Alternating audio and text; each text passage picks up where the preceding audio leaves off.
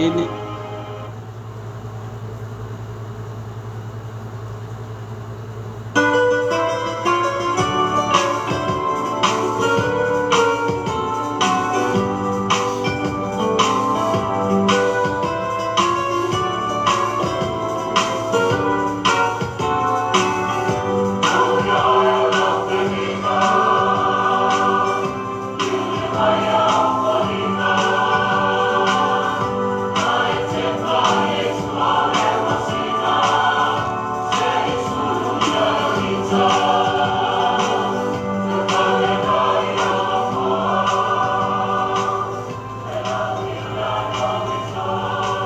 talofa la sunga fa fengainga malor soifua ia le atua lea sofo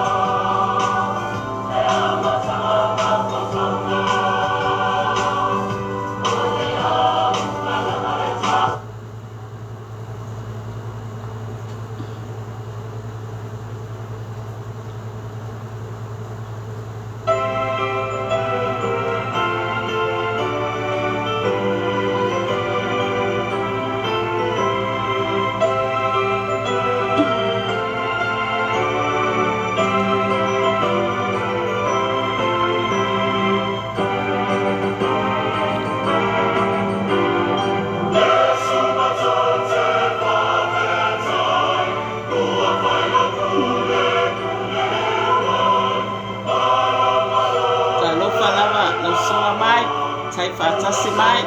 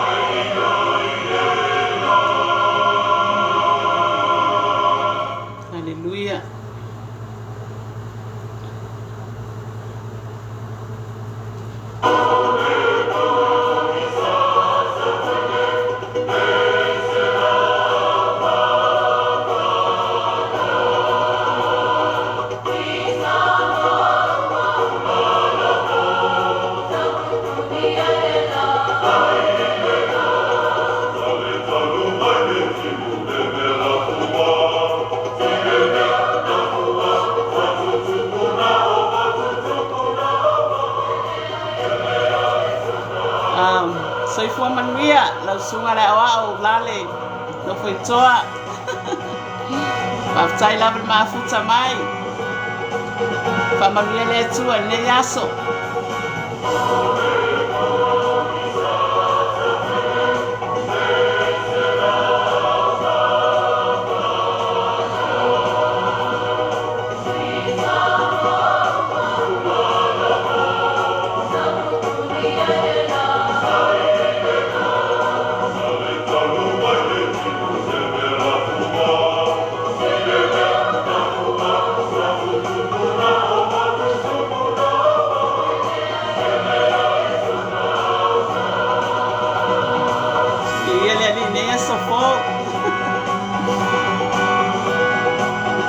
Lava lau sunga le oa o mafuta mai. Tai foi lau sunga le whawhiangainga mai.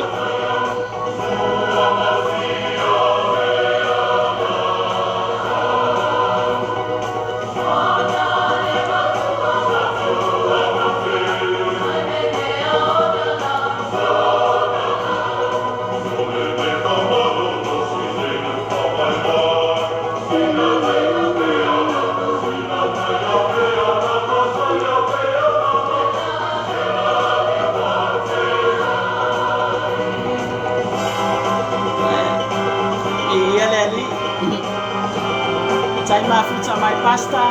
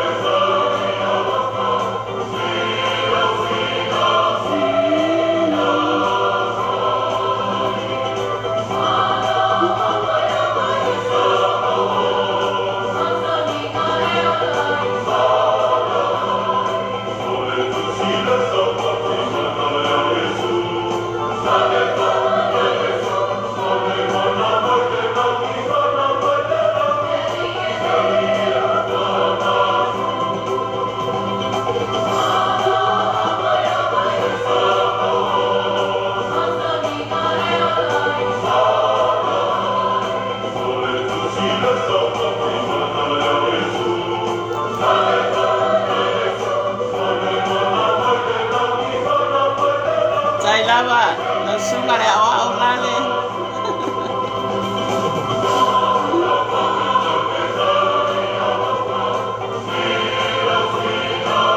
Maftai foi lau sunga mo le au au nanga i le upo le atua. Amen e bi eleli.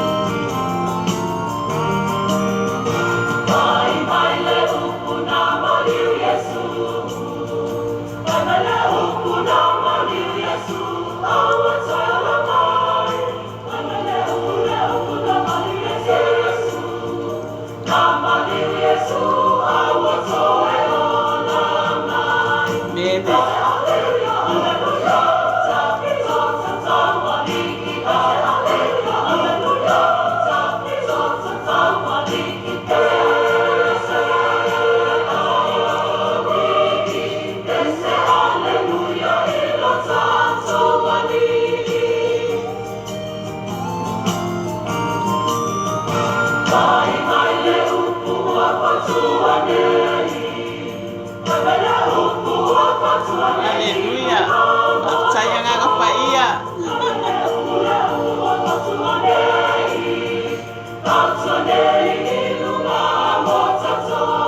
Ele ya le sua.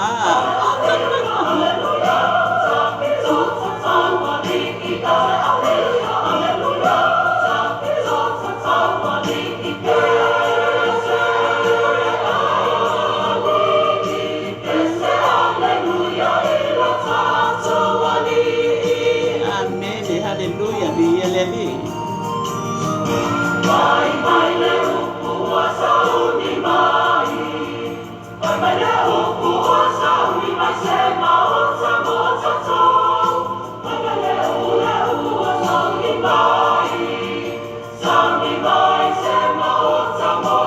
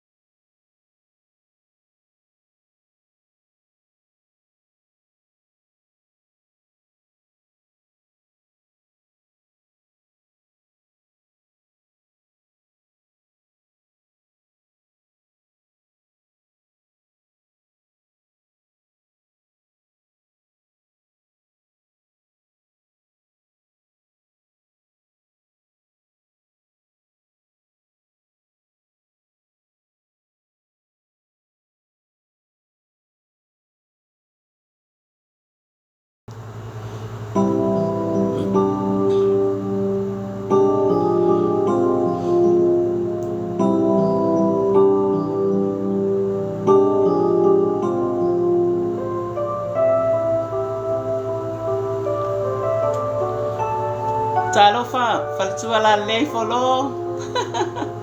Malo soifua. Waftai mafuta mai.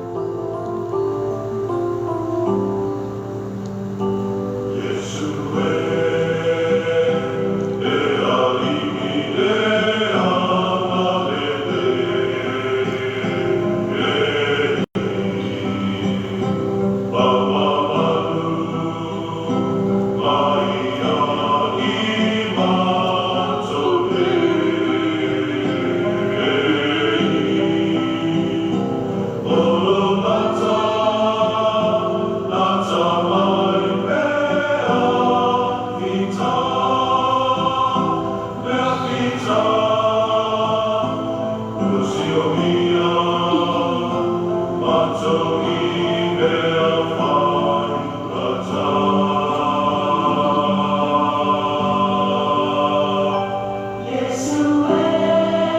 Fai lava faltua, Flo.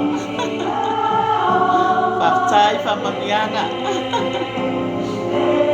Alo fatu faltua.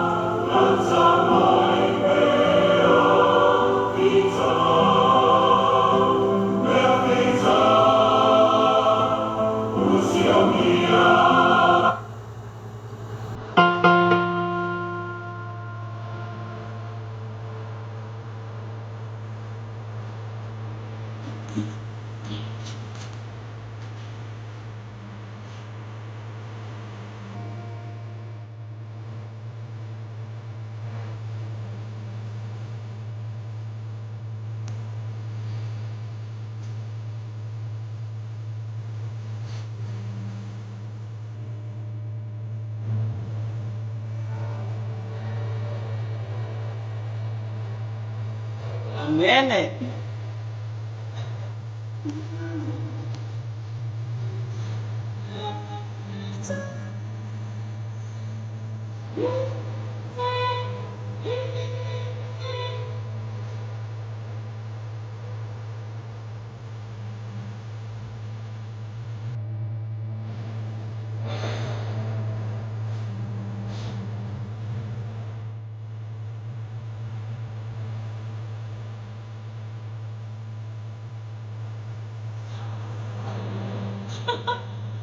Ai fatua.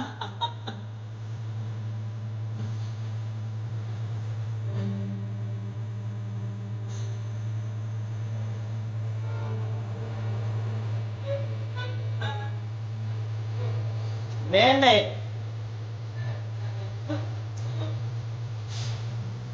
Oh, biasa tome moleli ya.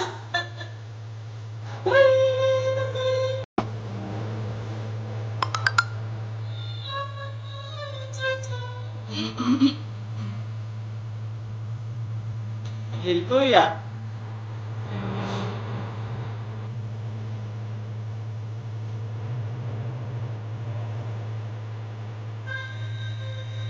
Amen. Haleluya.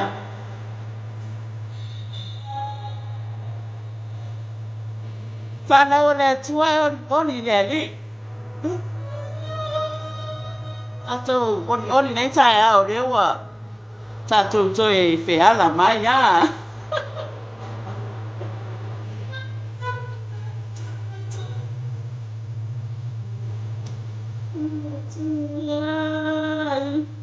Ile na faya. Ile na faya ya tatu. Haleluya.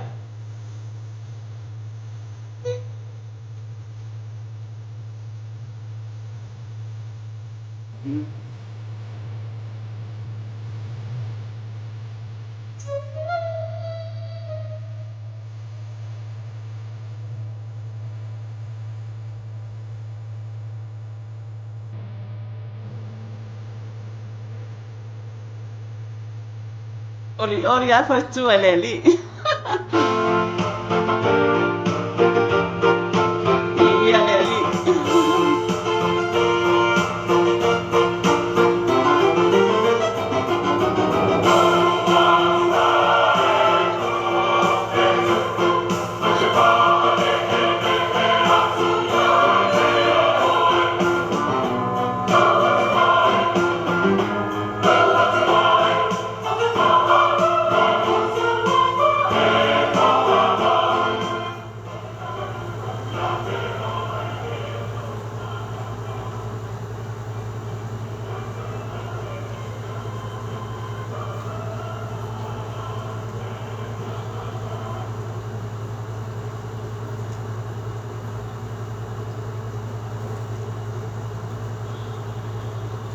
Ya.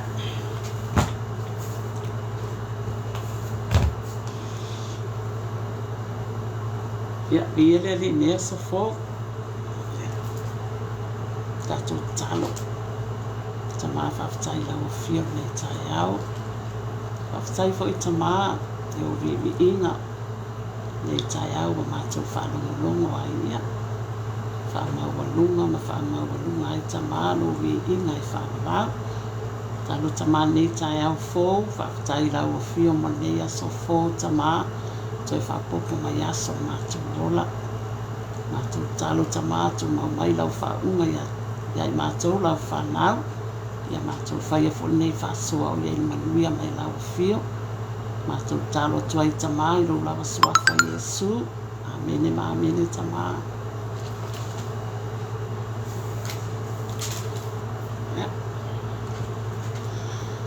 o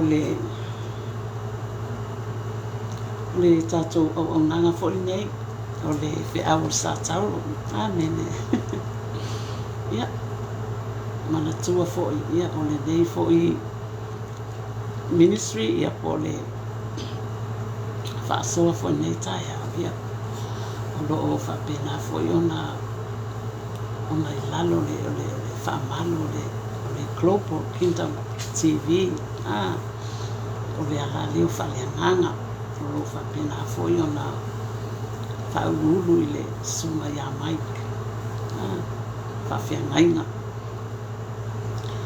ia ai o te whaataro whaatufo nei tai au Feau ia le whangaloina lawa fo I le whaataro whai le I so tātou atunu e leo Samoa whaataro whaatufo I o mai moa mai fo I ma whaafungafonga mai tono la to mau tamalawa nei aso Feau whaataro whaatu le aingo whaatutua le tino kerisa ia o te whaataro whaatu fo I le sunga le whawhiangainga ia mai ma le whaletua ia Sara ma le no whaalo ma le ekalisia I marewa o no ngā lue fo le au auna le atua ma le whaletua ia ia lawa tamā ia o le whaataro whana nei tai au ia tau umalama I le suafa malo le suafa mamalo lo tātou ali o Iesu Keriso amene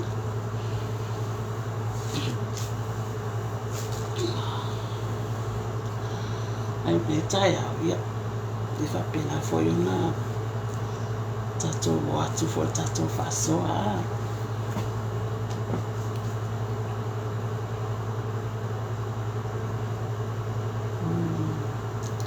ia o toi mai fo I le tusila le evangelia le mataio ai upoe amino le mata upoe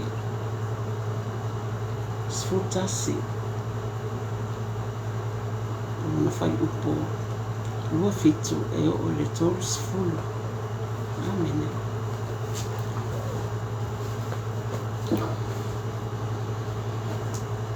e whataua le o te whaataua ina le whai upule alua fitu tolu sfulu o le mata upule o le evangelia matai e whai fo I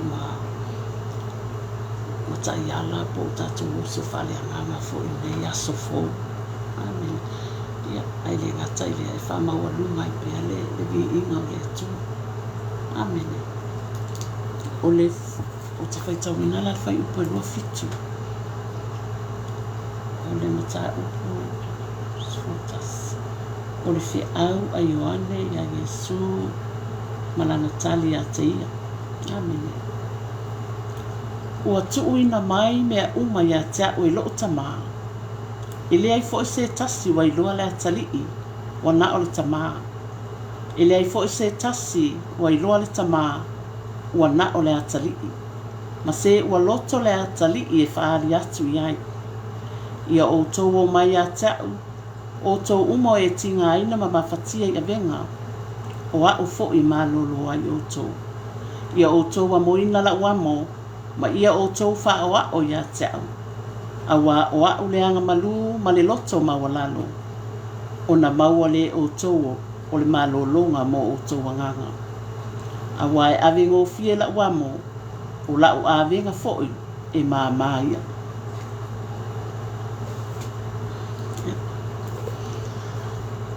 a tonu rewa whaafofonga mai foi le i le upu a le atua. Amina.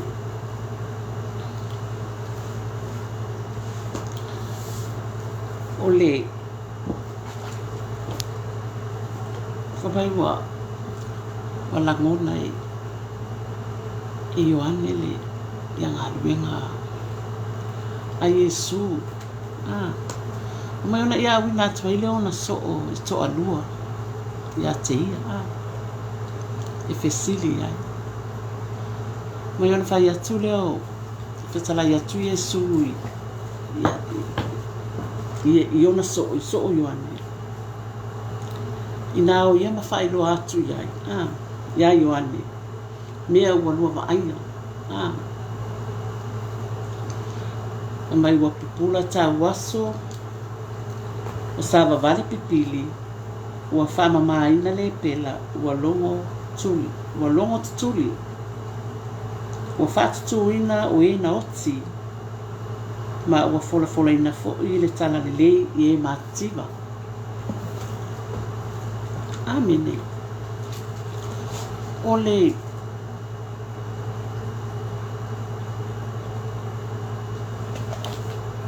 o whaalungo ai ia Ioane i ngā luenga ua whaia e Yesu. Amene. Ole o tustusinga ale whaia evangelia. Ole avatunga ole finangalo ma le tala inga a Yesu i totono i le moto o tangata. Amen. E ila le o onga le Yesu ma ua whaapea o na sai atu ai fo i Yesu i le nuu lea o koa sini o pete saita ma Fa mai ona wha sai atu ai le o ia i a ai na whai ai le tele o na vāwenga wala tau te le i salamo. Amen. Mai oi tā lofa ia te oe koa sini, oi tā lofa ia te oe pete saita. A wā na whai e turo masai tonu o vāwenga na whai ia te oe po ua leva o na lātou salamo i le ia talatala male le fulefu. Amen. O lea foi o te whai atuai a te outou. E Feau loolo turo masai tonu i le aso whamasino i a te outou. O e foi kapana umi wa whaeina e o le langi. E la fotuina o i lalo lava i se oli. A wana whaia i so toma o wawenga na whaia i a te oi. Po watu mau ua o i nei una po. O lea foi o te whai atuai a te oi. E Feau loolo le nu o so toma i le aso whamasino i a te oi. Amen. O le leo se tai o nuu ia. Po a aia. Sa whaia i Yesu wawenga. Amen.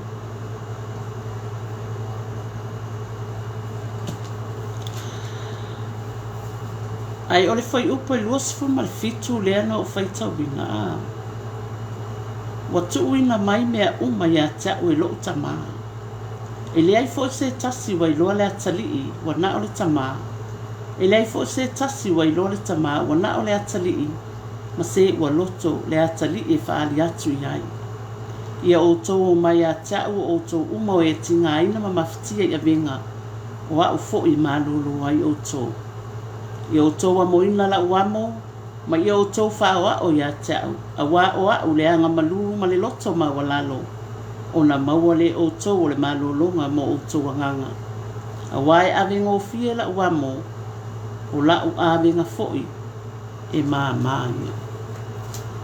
Amen. Ia le ri.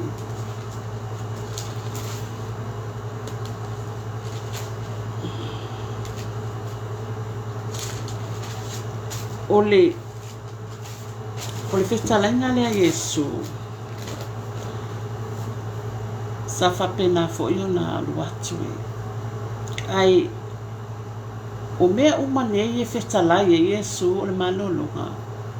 E so o tai uma fetalainga lea Yesu le Satauro.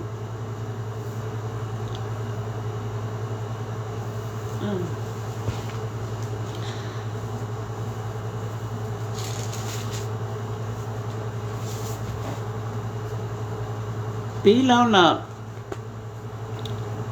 o le fai upu lea e lua sifu ma le fitu all things are delivered unto me of my Father. All things that is possible. O Yesu o le whaolatanga. O ia fo i le whamasino. Ai fai mai fo i. O le whaolatanga e le sea wa onga. O le whaalinga. O le ala tau wa aia tuai e wheso o tai uma le maulea e wheso o tai a nga i le Satauro ke riso.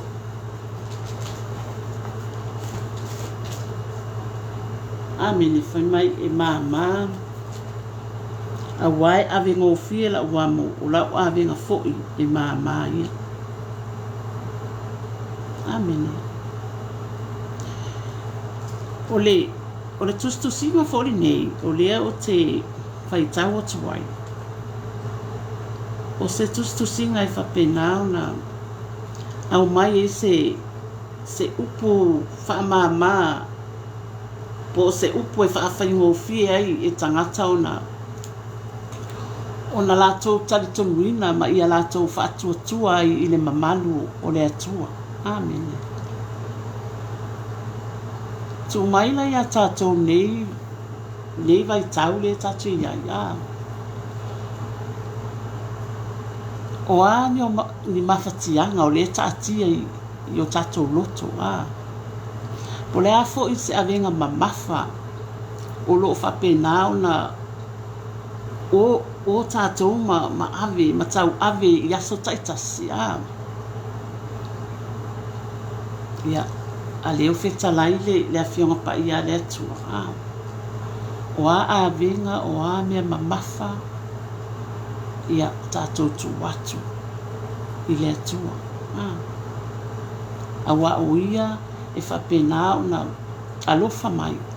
Ma whaamama mai a tātou avenga. Po le ala se mea o loo mamafa fo i le nei taimi i le tātou savalinga. Ma le tātou au nanga o tātou iai fo i nei lalulangi. Ia, o le tali na o Yesu a tātou te mawaile te whamama venga. Pewhi on whai mai le tusina a le evangelua Ioani whai upo sifufa. O le mita upo sifufa whai upo Ioani. O au nei o le ala upo moni ma le ona. Mai le alua tu lava se tasi a te ia. Pe a le uyatu ia te ia. Amen. O ia o le whai tuto.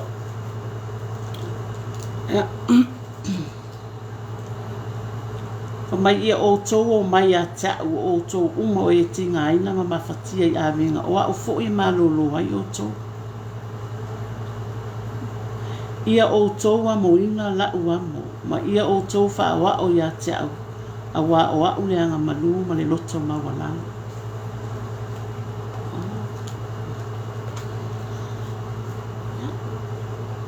O leo tatou whalungu atu le upo le atu. O Yesu o le anga malu ma le loto maulanga.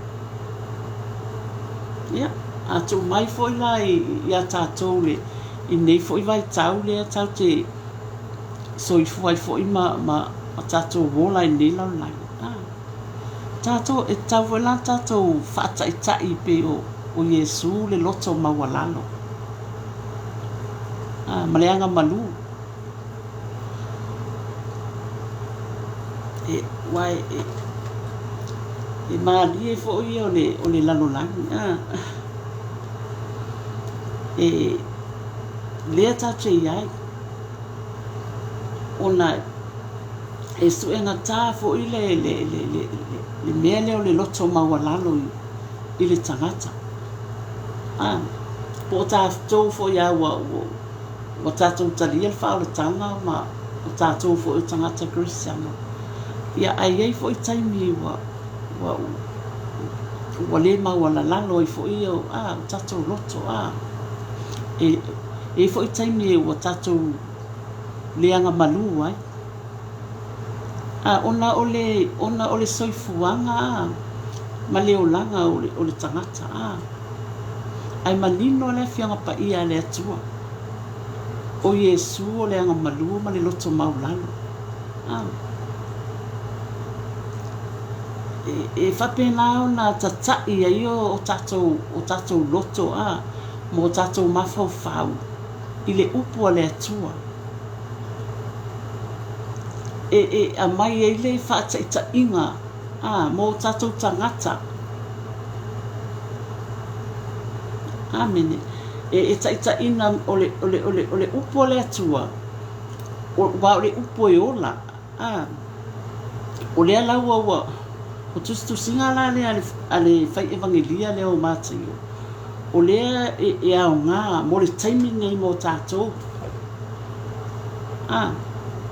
e tau on tātou loto maulalo anga malu ai pe fai ona o fai atu e maalie i le soifuanga e fai ngata ona maua fo e tātou le anga malu ma le loto maulalo ona e o lea tau te le tino wa lewa ai atu tātou matai mea e wha o Sofia i fo'i langona wha pēnā. Ai o le tangata i maulo na wha atua i le atua. O le tangata na e wha pēnā fo'i o na maua ia le onu sai ma le loto maulalo. Ma le anga malu. Pe o na whai mai le upo le atua. Ina ia wha whai ngō fia i e tātou tangata wha o laina. O na maua pe tātou le loto maua lalo. Loto on sa ina ia manuia i mea umalawa tātou te angai ai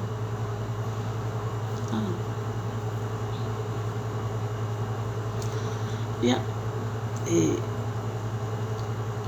o le upu aia le atua o le upu e mai e whamalosi e fo'i ma i o tātou loto nei tae au o le alai e foi la ele tātou te wawa ai pia ia pe foi ona ua fai mai le luka na iwa fai upe losi funa tō ua feta lai atu ia i tangata uma fia muli mai se tasi a te au aua leo sustai o ia ia te ia ia ave ia lona Satauro ia so fai so i le muli mai ia te au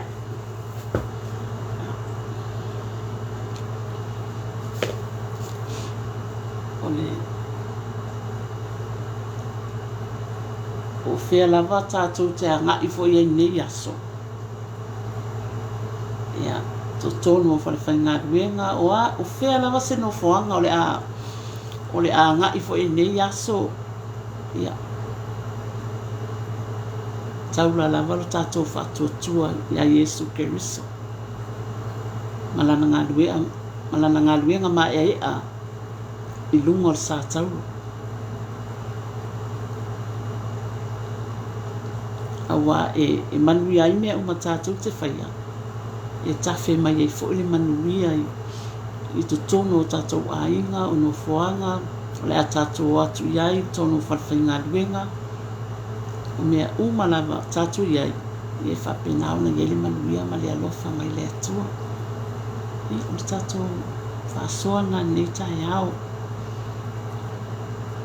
Ia alo fale atua ma fala tele mai lona finangalo ma fa malama mai lona finangalo i o tātou loto mo tātou mafafau na ia tātou malama atili e pia lona finangalo ia tama ia wai ufo il fasoa la whanam nei tai au waftai tele lava tama i la upu e mai fo i ia wa umina i o mātou tangata whatau waa Whaftai tele lava tama, whamanuia i lātou lava sa mai moa whafonga mani e aso. Ia manuia lava mea uma tama una Yesu. Amene ma amene tama. Ia. Ule e tātou whasoa nā nei tai au. Ia ai mo whatalo whātu i le uso au le lei lava leo. O anga le lei anga alofa leo o wai atu mawhifta mai. Ia. Tai atu le sunga le whawhiangai ngai a mai Greta le whaatasi mai Whaatai atu fo i whalitua ia flona nai.